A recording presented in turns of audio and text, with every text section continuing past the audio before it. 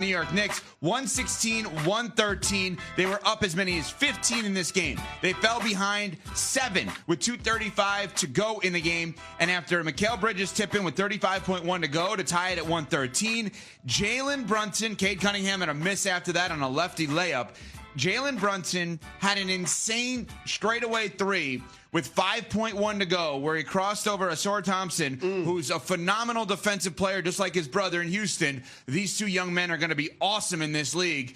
And Jalen Brunson had this crossover dribble that Mark Morales, diehard Knicks fan, is showing on ESPN2 if you're watching on television, that made you think, where's the offensive foul? Because Thompson went flying in the other direction, and then you watch the replay, and you're like, wait a minute. Jalen Brunson did not push him at all. Didn't even come close to pushing him, and he hits the straightaway three, and the final possession for the Pistons was a disaster. Malik Beasley, who had been running his mouth all series, drops the ball on a Cade Cunningham pass to attempt to win the game, tie the game, excuse me. Knicks eliminate the Pistons, 116-113. Yeah, I thought it was a mistake by J.B. Bickerstaff to allow Ausar Thompson to be one-on-one with Jalen Brunson in that spot. And I get it. The possession before that, Ausar Thompson was one-on-one with Jalen Brunson, elbow extended, forced that missed fadeaway where Bridges had that tap in. But just because you get Thompson to force a stop on one possession doesn't mean that you go back to the well. You can't keep allowing the young guy to be matched up one-on-one against Jalen Brunson and think that Brunson is not going to take advantage of it. The man won the clutch award for a reason. In those moments, nobody has been more consistent about being able to close the show than Jalen Brunson.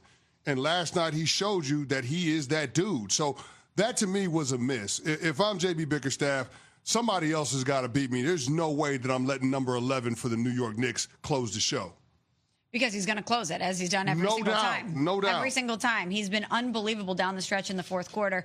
And that's the reason why the Knicks consistently have a chance, is because of Jalen Brunson and what he's been able to do late in games. And heading into this series, we had the debate of who's going to be the best player on the floor. And remember, Alan Houghton came in and was like, what am I missing? It's Jalen Brunson. And I apologize, just to do it again on the record. There you go. I apologized earlier this week. Before the Knicks lost Game 5 on their home court, I apologized about that because I was wrong. Jalen Brunson, but by far has been the best player on the court in this series. And last night he showed it again. But for the Knicks fans that didn't get the apology earlier in the week, I'm just telling you now, I am apologizing for disrespecting Jalen Brunson in that way.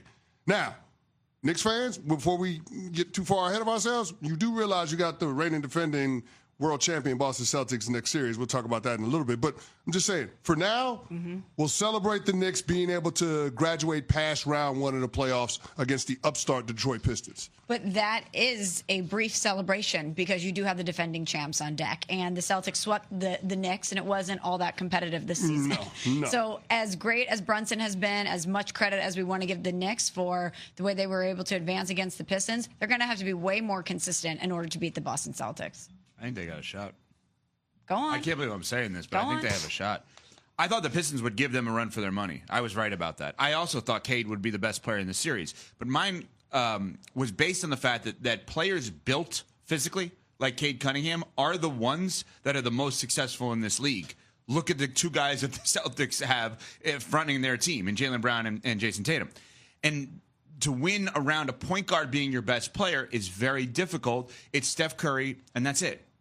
I mean, think about Magic is a point guard, but he's built like a power forward, right? So the true traditional point guard, think about outside of Steph Curry. When was the last time a point guard was the best player in a championship team? Think about that for a second. You're going to have to really go to Basketball Reference and check all the list of champions, because when you're thinking about this sport, point guards are vitally important, but they don't always lead your team to a title. So that's why I went with Cade over Brunson. Here's where I was mistaken. Just like Cece said in an apology, here's where I'm wrong. I thought Cade would be good late in games. I was wrong. Brunson, the mark of clutch is just being the same at all times.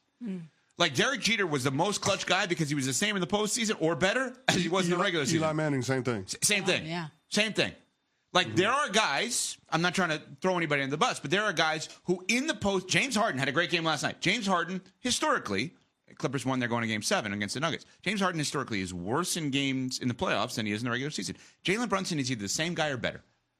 Cade Cunningham was worse late in games. I mean, let's be honest about that. But Jalen Brunson is a phenomenal player. But against the Celtics, I think this Knicks team is these moments make maybe I'm nuts. Maybe I should think about what you just said, Smalls, about, hey, you know what? They were terrible against the good teams all year.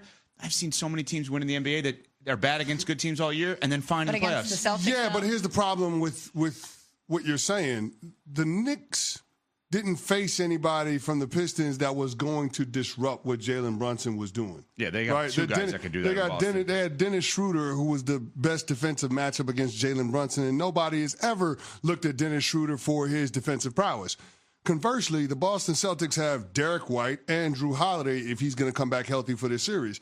Two of the best on-ball defenders in the NBA. Is that a stretch in saying that? When it comes to backcourt on-ball defenders, they're two of the best in the NBA. Let me do it this way. Yes. The reason they're great is because they're also good on the other side of the ball. Like, I absolutely love Gary Payton. No, they're great. No, I'm not trying to dismiss. Yeah. I'm not trying to dismiss what they do on the offensive. No, I'm saying that's their greatness. Is that a lot of times the guy that's a great perimeter defender, you go to the other end and you're like, oh, God, he can't shoot. These two are awesome. And I think Jalen Brunson's going to have the best defensive series of his life because they're going to go at him. They're going to go because the Knicks built a team with OG and Bridges to play against the Boston Celtics. Drew Holiday, 6-time all defense. Mm-hmm. Derek White, 2-time all defense. Like these guys are outstanding at being backcourt on-ball defenders. So you got to think that Jalen Brunson ain't going to be able to get his at the same level that he did in this series against the Pistons, which means you have to look at the number 2 option for the New York Knicks to step up in Karl Anthony Towns. And in the 6 games in this series, he had 3 of them where he was held under 20 points. They lost 2 of those games. So Cat is the one that we're looking at to be more consistent in this matchup against the Boston Celtics. And I just don't know if he will be. And that's the part that's got to be a little bit unnerving if you're a Knicks fan. Sure. So I'm pumped for this series because I've now convinced myself it's going to be more competitive than I thought a month ago. Why? Because of everything we're talking about. Like, in the regular season, it was not. I know, but for some reason, I go to the place ESPN bet. Like, I would maybe take the unders on points for Brunson, Brown, and Tatum in this series. Because I think that both teams, as you just pointed out, have players to guard the best players of the other team, and it's going to be the other guys that are going to win this series. Can Cat win a series for them? I don't know the answers to that. Okay. Can White and Holiday win a series on offense for the Celtics? My answer, yes. Can KP win a series? Porzingis win a series? Yes. I would say yes. Ish. He could be a huge factor. But if he does enough to cancel out Cat, that's where they win. That's where they win. Yeah. That's where the point is we can have a legit conversation about that series and not dismiss it even though the champs are there. But here's the deal, though. The New York Knicks traded away all of those draft picks from the Porzingis move to beat the Celtics. In order to beat the Celtics. You got all of those wing guys. You got Mikal Bridges. You got OG Anunoby. You went out and you got guys like Josh Hart. You got these dudes so you can match up against the Boston Celtics. You got Karl Anthony Towns so you can match up against the Boston Celtics. If you can't get that done, then people are going to be looking at you sideways. There are no moral victories for the New York Knicks, even though you're going up against the reigning defending champs. Your team was built to get over the hump and beat Boston. If you don't get it done, it's a disappointment. I'm not going to call it a failed season, but you're in the same exact place that you were last year before you traded for Bridges and Cat. Yep. Which keeps Tibbs' job. But you're exactly right. I want to emphasize one point you just made because we're saying the same thing here, and people need to understand this.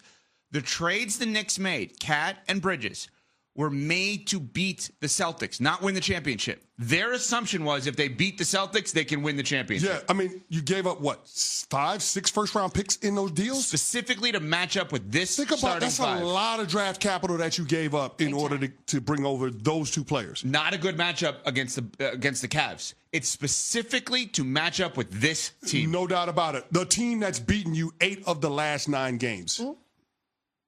Well, it's time for the Knicks to get built up here, and it's time for the Knicks to get ready for it, and CC has a way for all.